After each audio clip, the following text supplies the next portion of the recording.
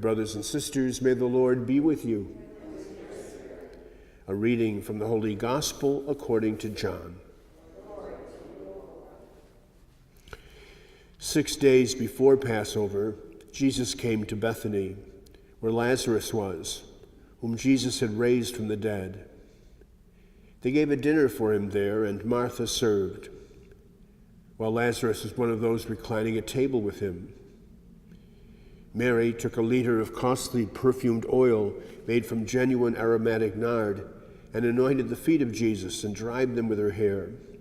The house was filled with the fragrance of the oil.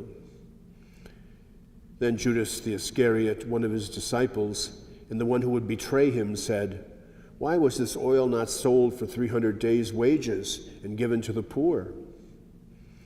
He said this not because he cared about the poor, but because he was a thief and held the money bag and used to steal the contributions. So Jesus said, "Leave her alone. Let her keep this for the day of my burial. You always have the poor with you, but you do not always have me." The large crowd of the Jews found out that he was there and came, not only because of him, but also to see Lazarus, whom he had raised from the dead. And the chief priests plotted to kill Lazarus too, because many of the Jews were turning away and believing in Jesus because of him. The Gospel of the Lord.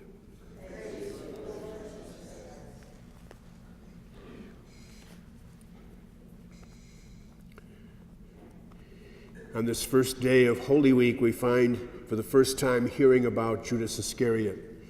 It takes place, interestingly, about 6 days before the Passover. John tells us that Jesus went to Bethany 6 days before to visit Lazarus and Mary and Martha. He gave for him. Mary, in turn, ended up using extremely expensive oil to wash and anoint the feet of Jesus. And we hear the first words or inklings with regard to Judas as he very powerfully suggests, "Why did she do this? What a waste of money. You're going to take and sold this for 300 days' wages and given to the poor." But John's very quick to make the commentary that he really wasn't concerned about the poor. He was actually stealing from the contributions that were being made. And it's sort of to set the tone, if you will, as to what will happen, how that greed which he had there in turn became a greed that was led him ultimately to end up giving over Jesus for 30 pieces of silver. The experience, of course, of Lazarus, Martha, and Mary seemed to be a very special one for Jesus. They seemed to be very close to him. A couple of times in the gospel story, we hear of him making connections with them. There were people who supported him in faith, and in a sense were sort of a catalyst to help him in turn to kind of accept some of the terrible things that were happening in the course of his ministry. They were there always as people who supported and sustained and believed. We find also that at this particular point, we begin to get the sense of what's happening, sadly, with the chief priests of Israel. They are so concerned about the prospect that Jesus will be followed that they even now begin to talk about killing Lazarus as well, so as to assure that this could not take place. All of these mixtures, if you will, of great signs of devotion and faith, counterbalanced by great signs of denial and of hate, mark the whole season of this week as we watch day to day unfold for us. Sometimes we carry those same feelings in ourselves. We can be filled with greed. We can sometimes be filled with hate. We hopefully as well, more often than not, are filled with a sense of compassion and faith.